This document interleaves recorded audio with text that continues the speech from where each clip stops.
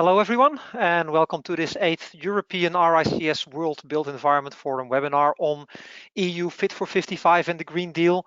Is it fit for buildings, and specifically the sense and nonsense of the Emission Trading Scheme. Today's webinar is brought to you in cooperation with ASITE, our lead tech partner. My name is Sander Scheurwater. I'm your moderator for today's webinar, where we'll be looking in, as said, to the European emission trading system and how this could help or hinder in decarbonizing the EU's building stock. I'm once again happy to have a very distinguished panel to discuss this issue. I will introduce them later, but before we go into the detail, just a few words from my side. I'm not going to repeat any figures around climate change. I think the latest report, which was published in August, of the Intergovernmental Panel on Climate Change, the IPCC, kind of says it all.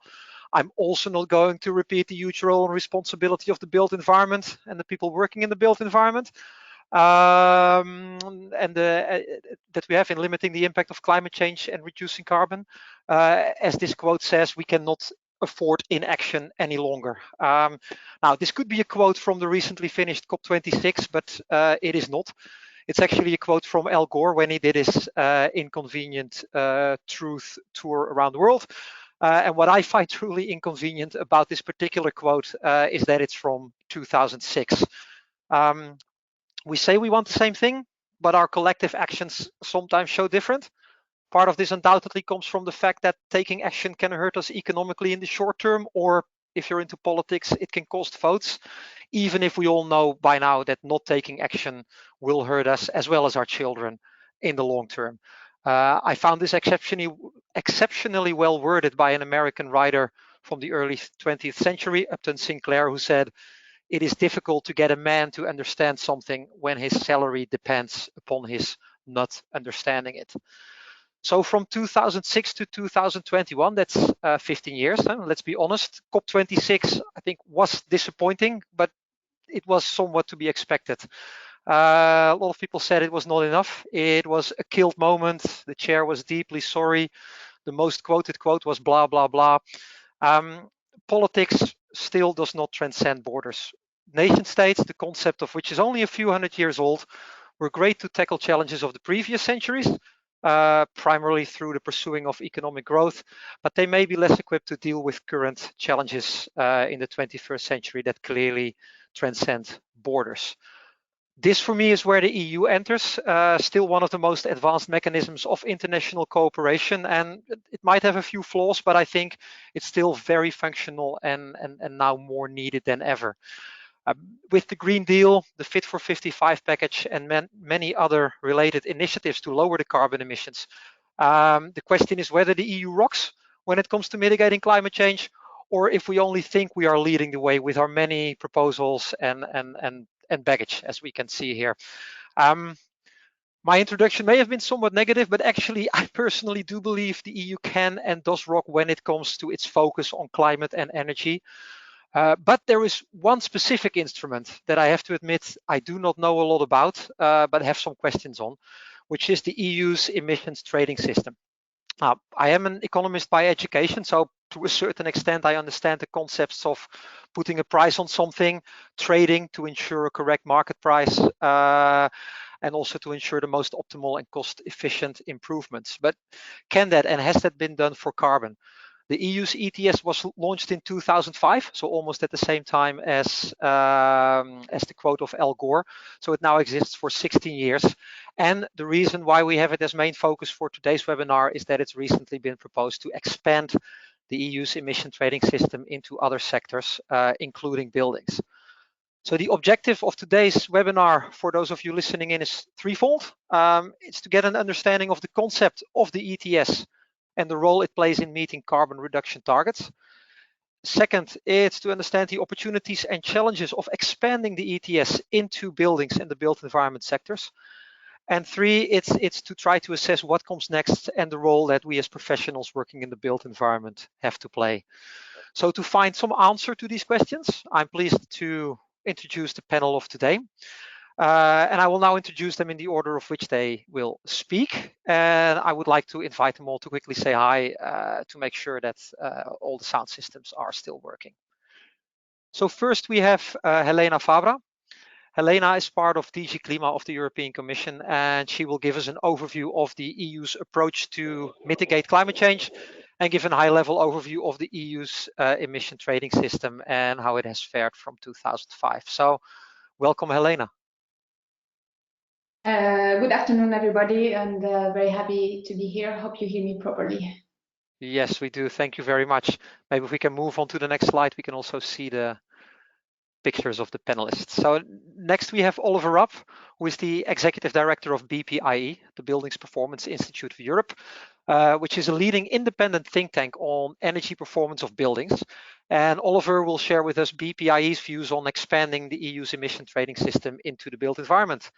Welcome, Oliver. Hello, everybody, and thank you very much for the invitation. Perfect, thank you.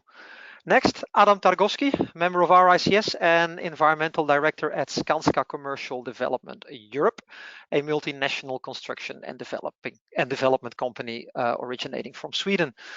Adam will give us a market perspective from a developer viewpoint and how climate change mitigation is taken into account, as well as the role ETS could or should play. Welcome, Adam. Good afternoon. Thank you for inviting me. Thank you. And finally, Justyna Chimlewska, Associate Director and Head of Sustainability at Gliez Polska. Gliez is a leading global property and construction consultancy. And like Adam, Justyna will provide the market perspective and will focus on the potential impact of an expanded ETS in her role and towards investors. So welcome, Justyna. Welcome, everyone. Thank you for having me here. Great. So now, without further ado, Helena, please, the floor is yours. Okay, thank you very much. Thank you, Sander, for the good introduction. And indeed, I will present you the new emissions trading for road transport and building that the European Commission has recently proposed in its package called the Fit-for-55. So I will start with the first slide. So if you could.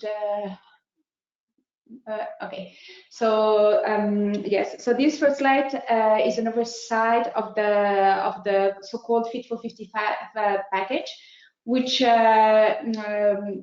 aimed to put in place the European commitment settled by the European climate law to become climate neutral by 2050, and therefore to reduce emissions by 2030 with respect to 1990s by minus 50%.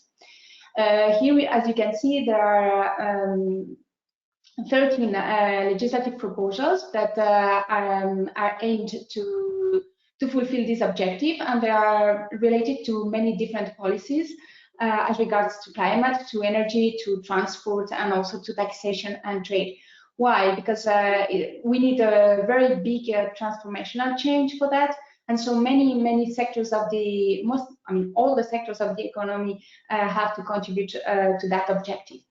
As regards to the building sectors, here we can see also that it is not only related to one of the boxes we have here, but to many of them, as we will touch upon the revision of the emissions trading and the proposal to create a new one, but also to other policies as the effort sharing, as the one on energy efficiency, renewables, or energy taxation, and even the proposal on the carbon border adjustment mechanism. So next slide, please. Next slide, please. Okay. So going into a more the reasoning behind the proposal, why do we need a new emissions trading for road transport and building? Okay, first of all, it's because the direct emissions of buildings and transport, the two sectors to which we are proposing a new emissions trading, are responsible for 30% of the total GHG emissions, and they are responsible also of more than half of the emissions under what we call effort sharing regulations. And emissions under those sectors, they have not decreased, but on the contrary, we see they have been increasing between 2014 and 2019, buildings by 2% and road transport by 7%. So those are two sectors that which the share of emissions are quite high, and we need them to also make their corresponding effort into reaching our goals. The European Commission have proposed a new emissions trading for two sectors, for road transport and buildings, but under the understanding that the EU carbon price is, even if it's a cost-effective tool, it cannot address all the barriers. Which means that we need other complementary policies that will play together with the new emissions trading. That's why we need renewable energy efficiency policies, and transport emissions drawdown and fuel policies in light to reach the 55% greenhouse gas emissions reduction target. We also need, and it's very important, to maintain the national policies supporting the decarbonization of buildings and road transport. So that's why the new sectors also remain under the other main regulation of the European Union, which is the effort sharing regulation. And it's also complementary with the taxation directive, which focuses on the energy content. But we also need other related policies, as the energy performance of buildings directive, as well as the eco design and the eco labeling regulation, in order to drive faster the decarbonization through more efficient products or better energy labels. Next slide, please. Okay. So the proposal of the European Union is a separate emissions trading system for buildings and road transport. That means that the current EU ETS will stand apart. There will be two emissions tradings that will, at the time of the proposal, as it stands, they are not linked. The main reason for that is that the current EU ETS is very well functioning. It has been proved to be an effective tool in reducing emissions, and that is why we are proposing a separate emissions trading. This emissions trading has also a different logic. It is an upstream system in comparison to the existing one, meaning that the regulated entities are not the emitters themselves, but are the fuel suppliers and not the end consumers. And this is very important in terms, basically, on the burden for the entities that are finally regulated, as it could be very, very burdensome to try to tackle all the millions of drivers and households that exist in the European economy. The triggering of the compliance obligation here is not the emission itself, but it's the releasing on the market of the fuels for combustions in the sector's concerns. That means also that the emissions will be determined indirectly via the fuel quantities that will be put into the market, and all these will be further developed under further legislation that the European Commission will need to put and will need to present on the monitoring, reporting, verification, and accreditation. And the system for the moment, as regards all the technical and implementation issues, will build on the existing provision for excise duty reasons. And there's already a proposal for the most important obligations for the regulated entities, starting, for example, with the greenhouse gas emissions permit and all the basic monitoring and reporting rules that will need to be put in place, as I have already said. Next slide, please. Okay, so the new emissions trading is intended to provide a cost-effective contribution of -43% of GHG reductions in 2030 with respect to 25, corresponding to a linear reduction factor. That means the annual reduction of 5.15%. The cap, which is the maximum number of allowances that are put into circulation, will be based initially on the data that are provided by the GHG inventory data. And from 2028, the basis for setting that cap will be based on the reported data and the verified data that we will get based on the monitoring and reporting system. This is a very new system, and we need to establish it, although in quite a short period of time, in order to achieve our targets. There's also, the proposal also contains some mechanism for smooth startup of the system, which are the so-called front loading, which means that I mean, it's an instrument to guarantee the sufficient liquidity into the market.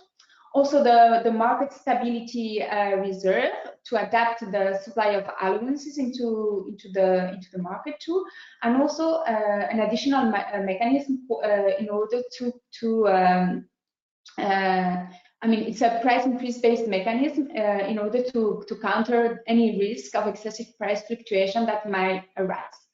Next slide, please. And yes, finally, the allowances that will be put into the market will be only allocated via auctioning. There will be no fee allocations, as in those two sectors, in road transport and buildings, the understanding is that there is not a risk of carbon leakage. Therefore, free allocation would not be necessary. This system will create auction revenues for the member states, that they will need to be spent on climate and energy related purposes, mainly on measures addressing decarbonization, but also as one of the most important challenges, the social impact and the associated challenge, which also relates with the proposal from the Commission on the new social climate fund that will be specifically directed to address the social impacts for the new emissions trading on the most vulnerable groups. Next slide. I think it's the end. Okay, so this is from my side. I'm very happy to hear my other colleagues and panelists so as to have a nice debate. Thank you. Super. Thank you, Helena. One thing I forgot to mention at the start is that for all of you who are listening in, you have the possibility to ask questions to the panel, which you can type in the question box, which you should see on your screen. Some of you have already discovered that. So just wanting to come back on one thing, Helena, on the basis of one question that was asked.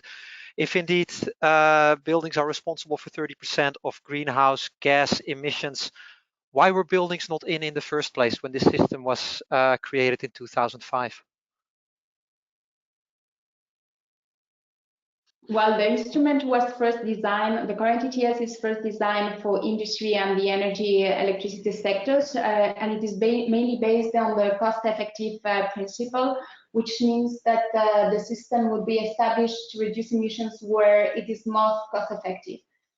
So in the first years, the main the understanding was, and the assessments that were made at that time were that those sectors on the industrial sector and the energy generation were the most cost-effective sectors to start the reductions.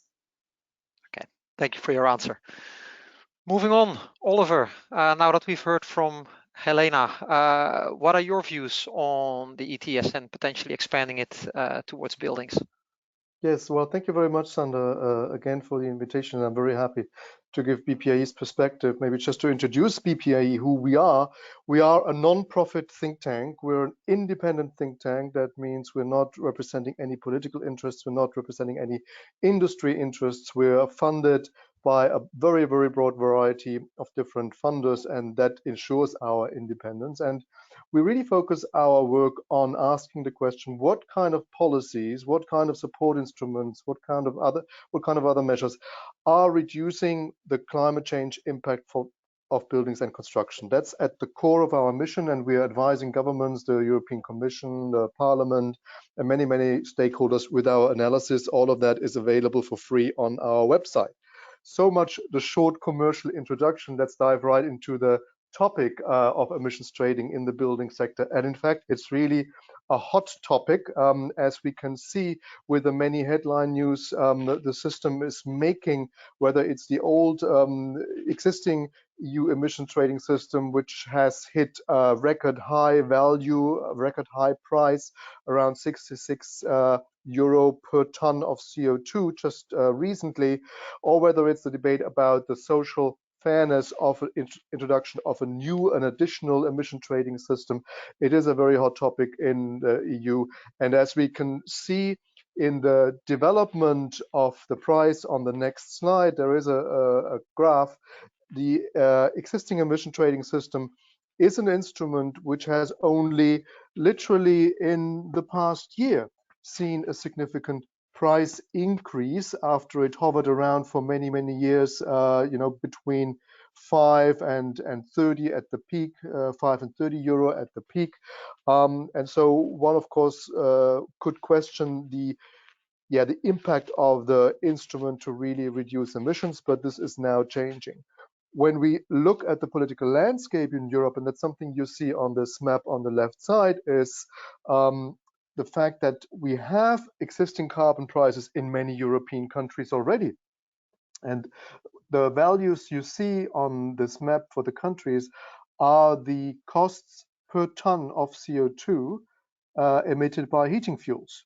So in fact, we already have some price mechanisms in place, admittedly in very different values. In Germany, for example, which you see in the middle of the map, it's 25 euros.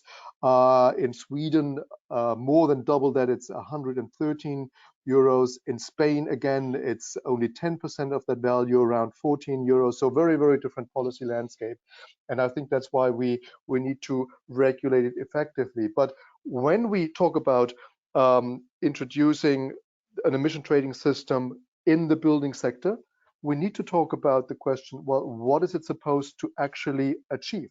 And the big challenge which we have in Europe is the renovation of the building sector, because that's the only way to bring down greenhouse gas emissions in the built environment. And on the following slide, I've listed some of the barriers and triggers for making a renovation investment. And normally, the barriers are not necessarily economic. There are a lot of non-economic barriers in place. For example, there is a lack of information. You have the split incentive dilemma, different interests of tenants and owners. You have a lack of skilled workforce, a lack of energy efficiency experts who can give advice on how to renovate, on what to renovate, and so on and so forth. And then another reality is that our buildings are owned by many different kinds of people and entities. Many people own their own home, their own apartment, and they use it, and that's their only real estate property they own. But there are also many companies out there for whom real estate is a tradable asset, and they have a very different attitude on their investment needs, their investment priorities. And so we really have this mix of different owners who should be motivated by a political instrument to do something, to renovate the building stock. And then, of course, we have very long-term investment cycles in that sector. We know heating systems are replaced every 15 to 20 years. The facade of a building is renewed maybe every 30 to 40 to 50 years. A roof is renovated every 40 to 50 years. And so you have very different so-called trigger points for when an investment is taking place. And then you have the objectives for the building sector, which are clearly defined in the European legislation at the moment. The aim is to have a highly energy efficient and a low carbon building stock. But in fact, in addition to these goals, when we renovate buildings, we are launching a lot of so-called additional multiple benefits. For example, a renovation improves the living conditions, it improves indoor air quality, it can improve the acoustic performance of a building. And all these elements are currently not considered in the investment decision. So that's something which we need to change. So the question is, can a European emission trading system for the building sector really address all these barriers in a well-targeted way? And if we then look at the question, well, what kind of impacts would it have on these different entities, on the different units, people, organizations who have to take a decision, we see that it's not clearly cut. It's quite diverse. What we know is that those who will be regulated will not necessarily be in a position to take the investment decision for a building, for a property, because those who will be regulated with the European Emission Trading System are the fuel suppliers. But the investment has to be made by the building owner, by the real estate investor, in the end also by the construction industry.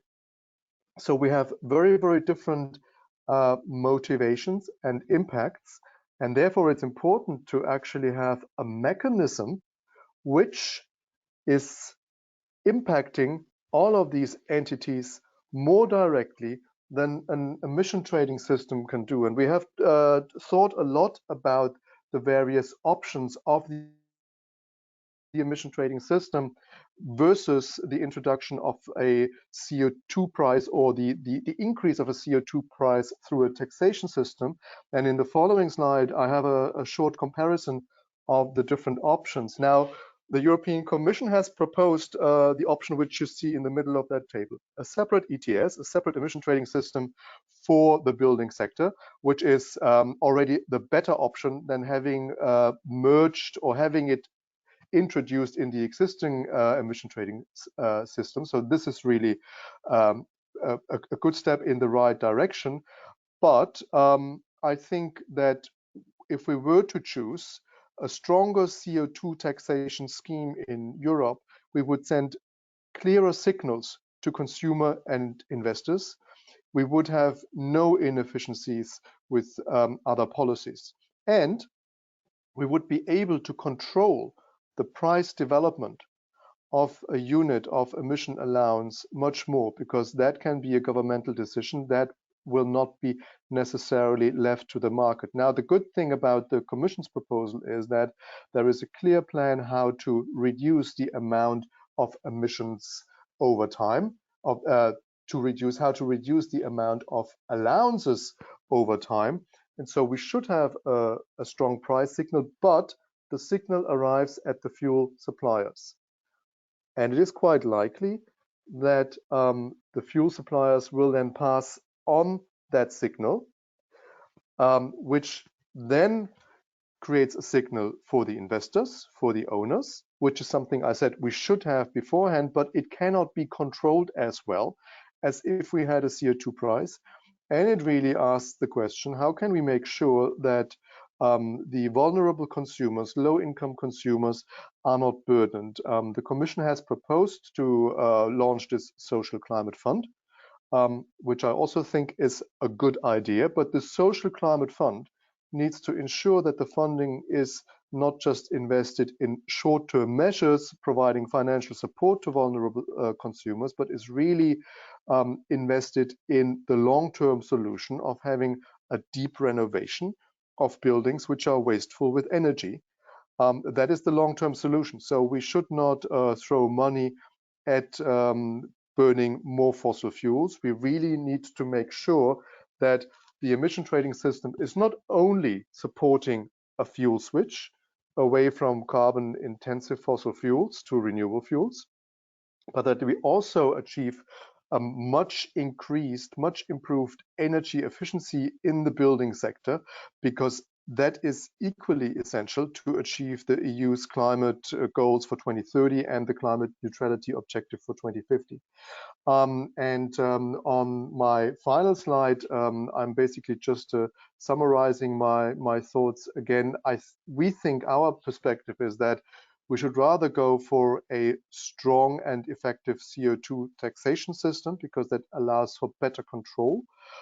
We have a European taxation directive which would allow that, and which would allow a planned increase of the EU-wide carbon tax, while making sure that the vulnerable groups in society are protected from unbearable price increases in that respect. But I understand, of course, we have a discussion about this, and the ETS system is, of course, in the moment in the political debate in Brussels, and we will see what the outcome is.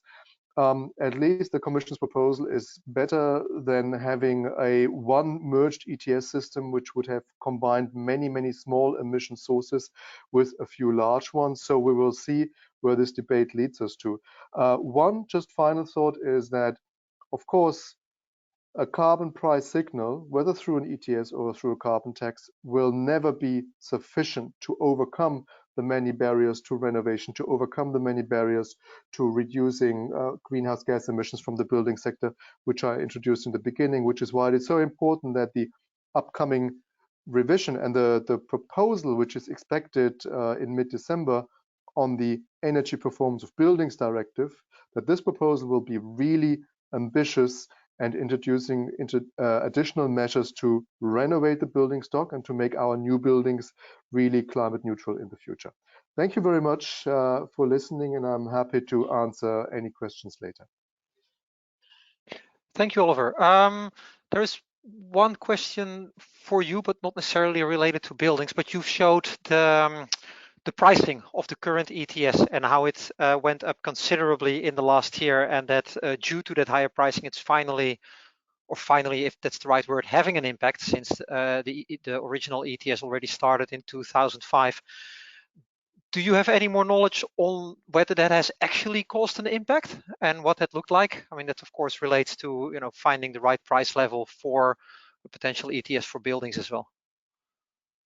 Well, I think it definitely has an impact. You can see that in statements and reactions from the heavy industry, which is regulated by this existing emission trading system. The cost for a CO2 emission unit is now appearing in the balance sheet. And of course, that cost is higher than it was 4 or 5 years ago. And that has an impact on the balance sheets. And we see that emissions in industry are going down, but we're just looking at a very different set of emission sources. Only large installations, only large combustion installations are covered by the existing emission trading system. I mentioned the different entities which can make a decision on how to reduce the emissions. There in the existing emission trading system for heavy industry, we just have a relatively small number of companies all across Europe which can decide to invest in lower carbon technologies, lower carbon solutions in the building sector. We have millions and millions. Essentially, every house is a source of emissions. And the ownership of buildings, and therefore those who can make a decision about an investment for a low carbon technology, is much diverse, is much more fragmented. And that's the dilemma. That's why I think an emission trading system only will have a limited effect on reducing emissions in the building sector. Okay, no, thank you, clear. And indeed interesting. Before I move on to the next speaker, maybe Helena, if I can quickly come back to you. I think Oliver explained very well that the proposal of the expanded ETS into buildings is directed towards fuel suppliers, whereas there are a lot of other actors in the built environment, the owners, investors, the construction industry, who would only potentially be impacted indirectly, and hence his proposal or his case made for a CO2 tax, a CO2 pricing, rather than an expanded ETS. Has the Commission considered this? Well, the Commission has been. I mean, the Commission is very much aware of the possibility of the carbon taxation as another carbon pricing instrument, as those are the two main basic instruments in order to put a price on carbon. Indeed, there are already some member states that already apply a carbon tax internally, and it has been also proved to be an effective tool in reducing emissions. However, at the EU level, the proposal is to establish an EU instrument for emissions trading, as it has already been proved to be effective for the other sectors in terms of environmental certainty. because an ETS, thanks to the establishment of the cap, can provide that certainty and the correct environmental signal to achieve the objective. And I would also like to as regards to the barriers that Oliver was putting into his presentation, which are, I mean, we are very much aware of those barriers. We have an understanding that the building sector is a very complex one and very heterogeneous one in the whole European Union, and that is why the proposal is to put in place not only the emissions trading but also to reinforce the other EU policies, trying to tackle all those barriers that cannot only be addressed through a market-based mechanism. Thank you. Okay, thank you. No, very good to hear that it's about the holistic approach. We had one other question that said, on top of the upcoming EU ETS, can member states add a national carbon tax, which came from Julian Declan. So I think your answer, Helena, was yes, and that effect is already happening. So what I've taken away is that we would have an ETS at a European level, combined with reinforcing other EU policies and maybe at this point in time addressing a carbon tax at national level. Maybe we have time to come back to that later. For right now, I would like to move on towards the industry, who are of course key. As you just said yourself, Helena, there are many actors. It's a complex sector. And I'm hoping that Adam and Justina can shed some light on that aspect. So first, Adam, can you please share us your views and those of Skanska on how we can become more future-proof and how the ETS could play a role? Absolutely, it's a great opportunity to be able to speak after experts within the legislation, within all these mechanisms that will be in place in some time. So I will present the approach of, I would call ourselves conscious practitioners. So if we can get to the next one, I'll start with a little bit of the context for the real estate and construction business that we're in. So what you can see here are 17 sustainable development goals that I guess are known by most of participants, but just to make sure that everybody knows it, we have embraced that, and then one of our top priorities is SDG number 11, sustainable cities and communities, and that's incorporated into our business strategy. And if we can get to the next one, we've been talking a lot about the cost tax. So I would say, in general, things that are perceived negative. The person that you can see on this slide is Larry Fink, CEO of BlackRock, and I'm showing a picture of Larry Fink because BlackRock is one of the biggest, if not the biggest, asset managers in the world, and I would like to actually emphasize the opportunity that has been mentioned by him in his letter to CEOs, showing that actually, of course, the ones that will not transform their agendas, their strategies into net zero will be struggling soon. But at the same time, the ones that will embrace this direction and will really treat it seriously will have opportunity to differentiate and benefit from that. So I think the first thing is that we should actually be speaking very much about opportunities as well. And I'm sure there are business opportunities within the Green Deal, within Fit-for-55. And if we can get to the next one, you're going to see our climate target. So we absolutely see it as a must, but in the same time, we absolutely see it as an opportunity. So what you can see here is our climate target. We have decided to become climate neutral by 2045 with intermediate target of 70% reduction within our operations and 50% for selected projects, including scope 3. And that's the target that has been decided by the company. And if we can move to the next one, you can see that there is more and more companies deciding to commit towards 1.5 and having this climate target that is science based, so that is verified by third party expert organization.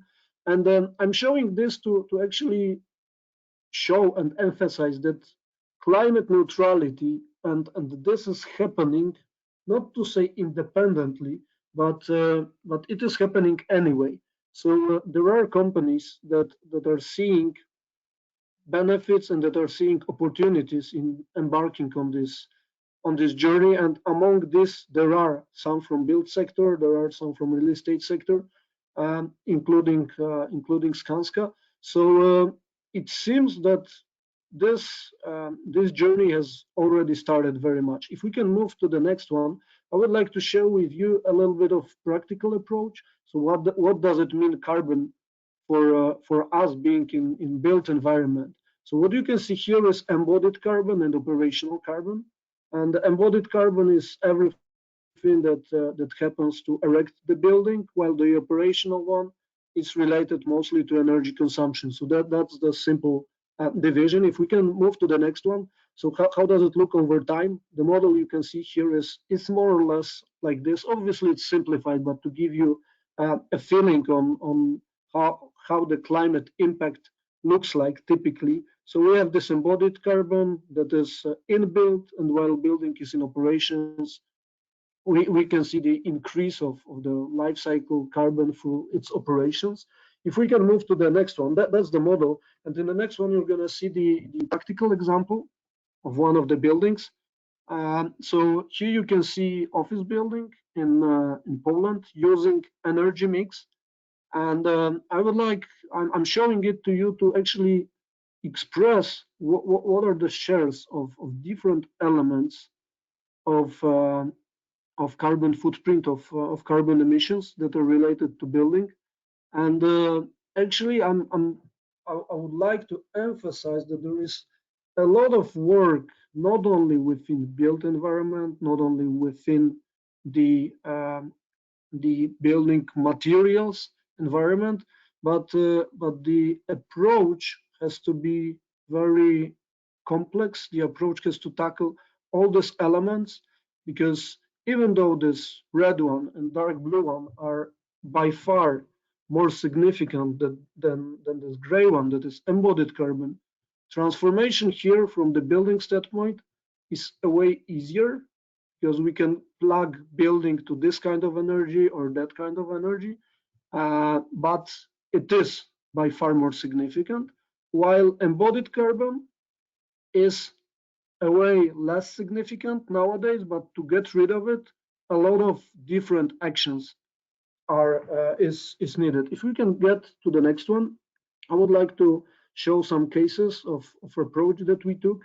So first of all, what is very important is to actually measure it from the building perspective. We have heard from Oliver that actually every building owner is the part of this exercise, is the part of this system.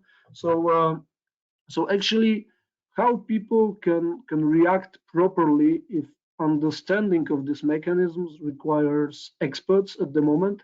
So the first thing I would say is very important, and actually can make part of the job without really adding extra costs or taxes. So some people, when they understand, can act by themselves. And that's the example from US, but just measuring can actually lead to 30% of reduction in embodied carbon at almost no cost at the moment. So that's one of examples, and I'm showing it to express how the awareness and understanding is important.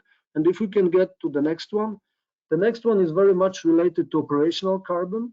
So there are innovations that can transform not only built environment, but also energy environment. And I'm mentioning here perovskite solar cells that might be a game changer for built environment and for energy self-sufficient buildings.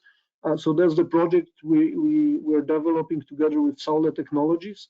And if we can get to the next one, so that can help us tackling operational carbon to a great extent. Can we get to next slide? Yes, thank you. So that was about this operational carbon. And when it comes to embodied carbon, I have mentioned that it's the complex, very complex task to reduce it, to get rid of it. That is because building constitutes of many elements coming from different suppliers, coming from different countries. Actually, to reduce this carbon footprint, there has to be interest to really focus on that. So if we can move to the next one, that's the example of what we have introduced so far. So we are testing low carbon concrete. The concrete and cement industry has been already covered with ETS, but actually there are still things to be done to improve it. There are technologies that can be introduced, and if we can get to the next one, I want to sum it up with 3 points to reflect. Can we get the next one? So actually, I mentioned the carbon, but the concrete and cement industry that is already covered with ETS. Also, energy industry is already covered with ETS. So obviously, indirectly, building sector is already covered with ETS from standpoint of builder, of a developer. It is something that already increased the cost, and in the same time doesn't really get the opportunity to promote low carbon solutions, because it's very difficult to choose between something that is carbon intense versus something that is not carbon intense. And again, I will repeat about the understanding and linking the dots. I very much appreciate and echo what Oliver mentioned about the simplicity and about the mechanism that should be introduced. And that's reflection number 2, that we need something in order to help decision makers, to help the ones that are in the built environment to take these informed decisions. And last but not least, what I consider also extremely important is actually distribution of the money that will come from this system, because obviously some part of this money has to cover the needs of the ones that are most vulnerable, so to say. But in the same time, we cannot forget about innovations and about driving this change, because if we only tax and use the money to cover the bottom line, so to say, then we might end up in very uncompetitive environment if we consider Europe as a part of the global economy. So having said that, I'd like to thank you for listening. Thank you, Adam. Again, very interesting. And I'm thinking I'm also learning a thing or two here. And I may be putting it wrongly, but what I'm seeing, what you presented really well, is that the built environment is very complex, many actors, many building types, many building ages, and certainly the distinction, I think, between embodied carbon and operational carbon is very important. We did dedicate a previous webinar to that. And you mentioned something interesting there. You mentioned that concrete and other building materials, other construction materials are already covered by the current emission trading system, the current EU's emission trading system. So am I right to say that when we talk about embodied carbon in buildings, this is actually already covered by the current emission trading system? And when we talk about the expanded ETS into buildings, then this is about the operational carbon? Is this a good way of looking at it? If it's the question, to me, I don't understand it yet to answer this question. Okay. Frankly speaking, and that's the situation that we shouldn't face. Okay, maybe Oliver or Helena, one of you could comment on that, if the question was clear. Yes. Okay, so the new emissions trading, what it's trying to tackle are the fuel that are supplied to the building sectors.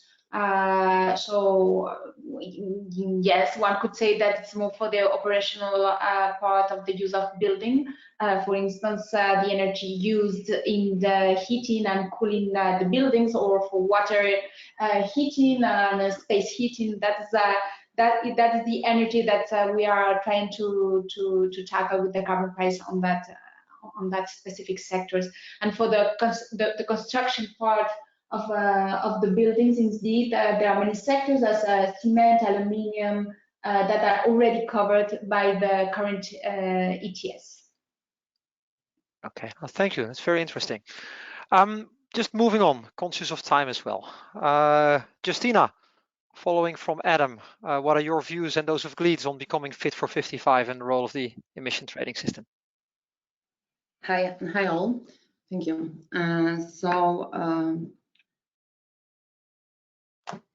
We are, as GLEEDS Polska, as GLEEDS company, we are a company that we are focused on real estate sector, because we know that this is a highly emitting sector. And our priority is to support our clients in achieving sustainability goals. We are doing this through services we provide.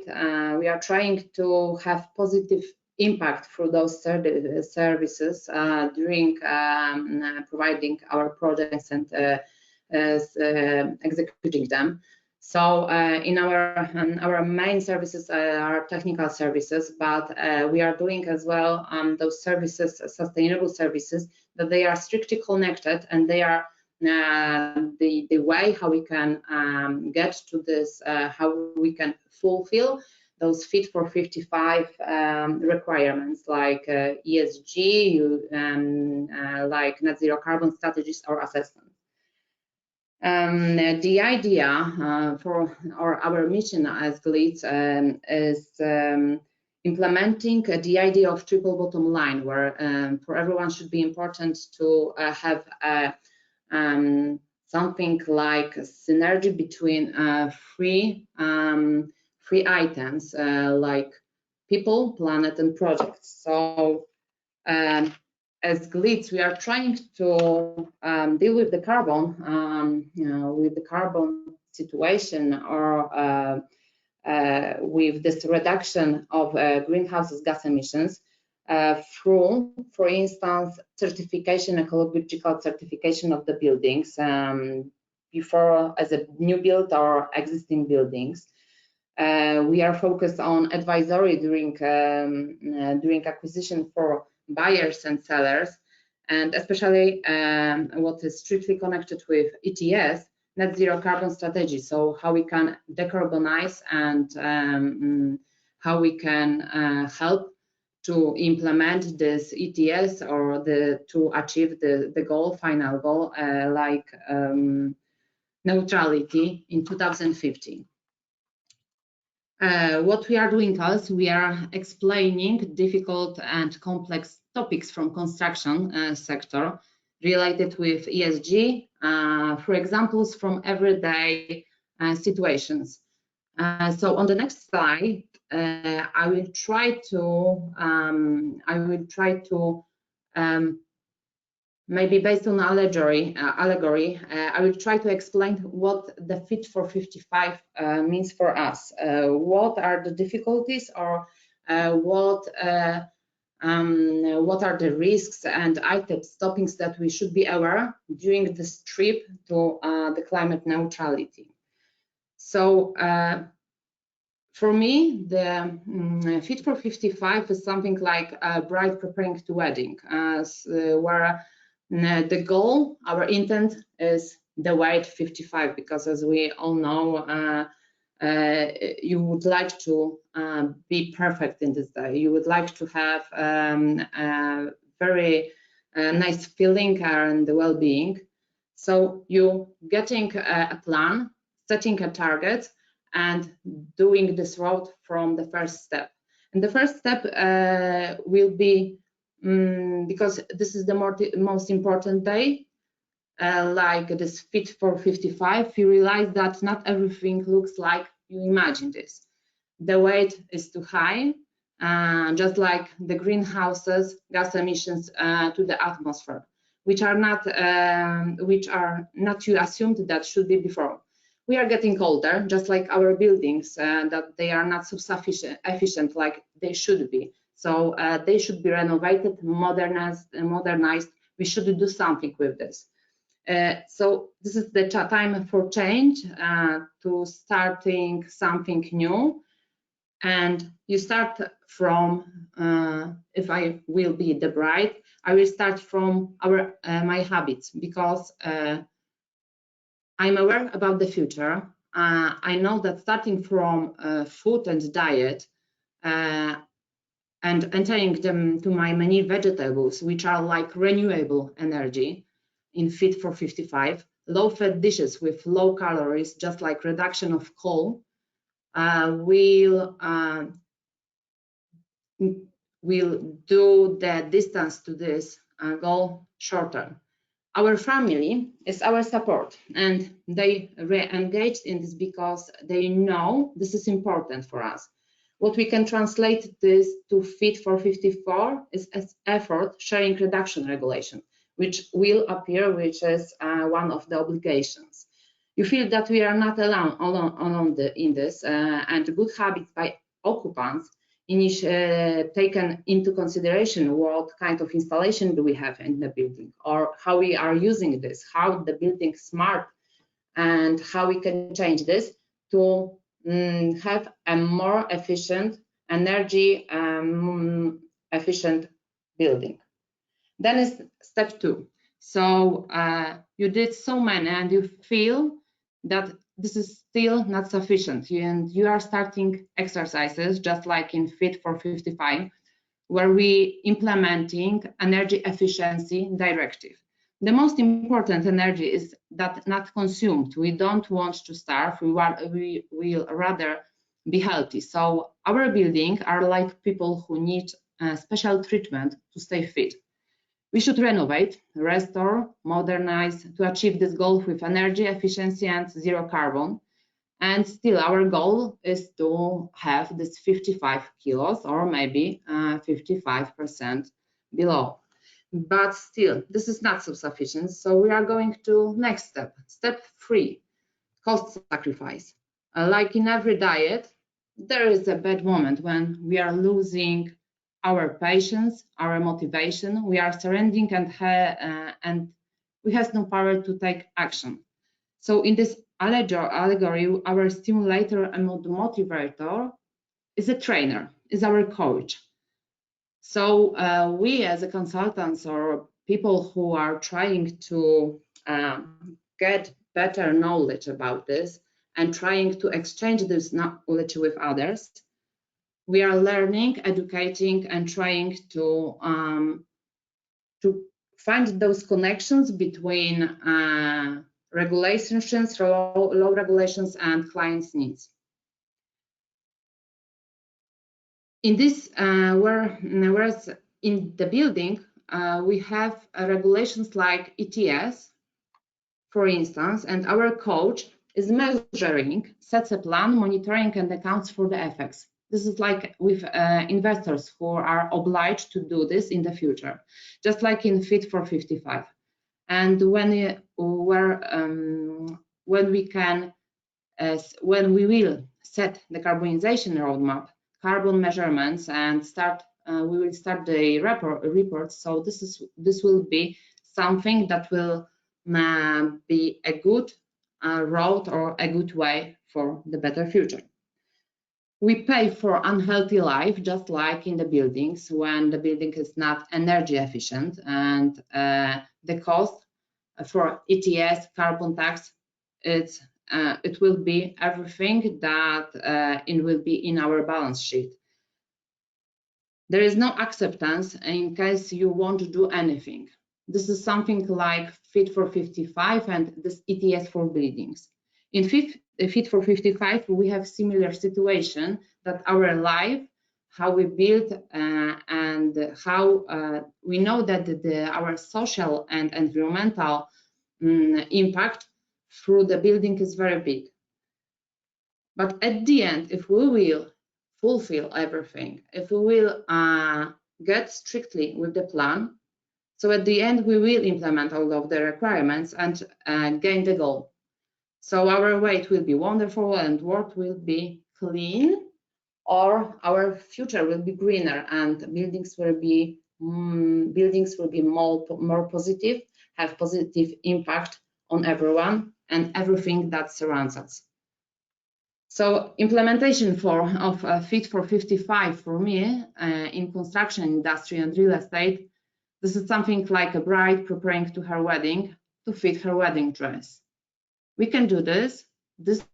We have to just stick to the plan and not losing our motivation, get the regulations, get the trainer, and just going to our goal. And referring to Adam's presentation, I think that our carrot is the final goal. So here, our sustainable future and the stick. So everything, I think that this is everything that we have during this road, our trip. Thank you. I just wanted to summarize, I think, all of those important information that previous panelists presented. So I thank you for everything. No, that's absolutely perfect. Thank you, Justina. I think because we're almost at the end, or at 3 o'clock already anyway, and I think you already summarized it perfectly. I just want to say I really love this slide. I love the comparison. It's clear. It also shows, bringing it back to the quote I used at the start of the webinar, that there is a sacrifice to make, but that sacrifice is needed if we want to make our targets both towards 2030 and 2050. There was one good question. Well, there were several good questions, but there was one good question from Neil Severance on how we actually define carbon neutral and net zero carbon for buildings. I won't ask the panel their opinion on that now, because we would be talking for another half an hour. So Neil, we will try to take that on board with the wrap up of this webinar. If I haven't already said it, this webinar is being recorded, and a summary and a recording will be available on our World Built Environment Forum website, hopefully by mid next week. So this brings us slowly towards the end of the webinar. As I stated, we wanted you all you listeners, to have 3 takeaways: to understand the concept of the ETS and the role it can play in meeting carbon reduction targets, the opportunities and challenges of the ETS expanding in the built environment. We've heard from Adam that the built environment buildings are already partially affected by the current ETS through building materials, which of course has an impact on the embodied carbon of buildings, which should become increasingly important, and which will become increasingly important in EU legislation and our discussions as well. And also a big part of the Green Building Council's Building Life campaign, where we have our president, or vice president, I should say, Tina Payet, as our ambassador. So a lot happening there. We've heard from many speakers that there are many actors. It's about the existing building stock. It's about embodied and operational carbon. And I think it's clear that ETS is not the only answer, and there are still some questions to solve, but it's part of the answer. And when it comes to the questions to solve, I think the final of the 3 takeaways of what comes next and the role we as built environment professionals have to play.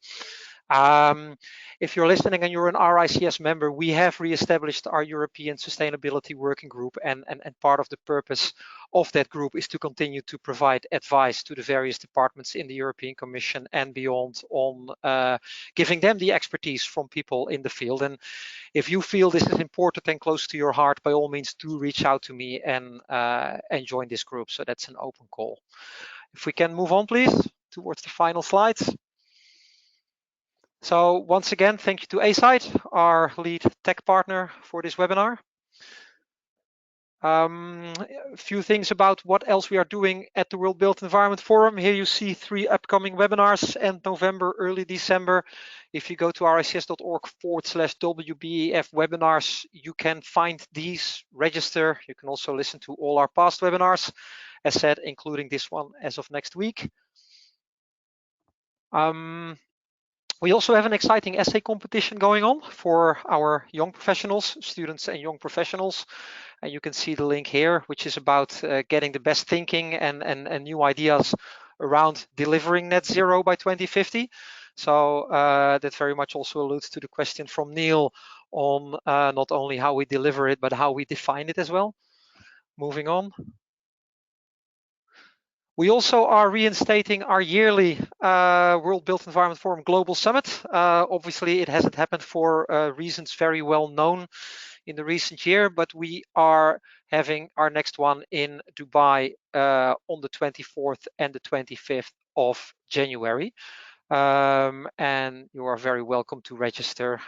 You can both be present in Dubai, but we will also give you the opportunity to join online, so to make it a true hybrid event. Moving on. So all of this you can find on our website, rics.org.wbef, and we are also on the usual social media channels. And I think the next slide is going to show that you can also find all of this on our app, which we of course invite you to download from whichever store you usually get your apps from. So I believe this concludes our webinar. I want to thank again our panel. I want to thank all of you for listening, and have a good afternoon. Thank you. Thank you. Thank you. Thank you very much. Bye-bye.